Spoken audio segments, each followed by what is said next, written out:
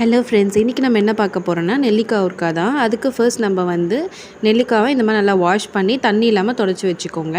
ஒரு பாத்திரத்தில் 1/2 லிட்டர் அளவுக்கு எண்ணெய் ஊற்றிக்கோங்க. எண்ணெய் அதிகமாக இருக்குதுன்னு ஃபீல் பண்ண வேணாம், அவ்வளோ டேஸ்ட்டாக இருக்கும். ஸோ இது எல்லாமே எண்ணெயில் தான் வேகணும். இந்த மாதிரி எல்லா நெல்லிக்காவும் அதில் போட்டுட்டு இன்னொரு பாத்திரத்தில் ஒரு 2 டம்ளர் அளவுக்கு தண்ணி ஊற்றிட்டு இந்த பாத்திரத்து மேலே இதை வச்சுருங்க.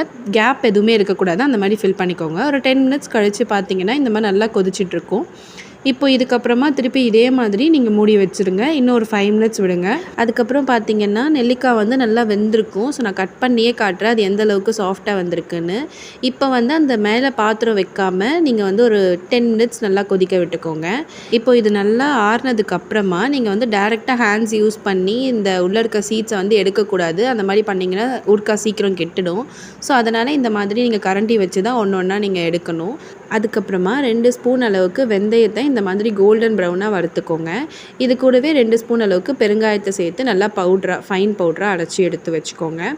இப்போது இதுக்கு காரத்துக்கு ஏற்ப நம்ம மிளகாத்தூள் ஆட் பண்ணிக்கிறோம். ஸோ நான் 2 அழாக்கு எடுத்திருக்கேன். அதே மாதிரி உப்புமே 3/4 அழாக்கு எடுத்திருக்கேன். நீங்கள் கம்மியாக வேணால் கம்மியாகவும் சேர்த்துக்கலாம்.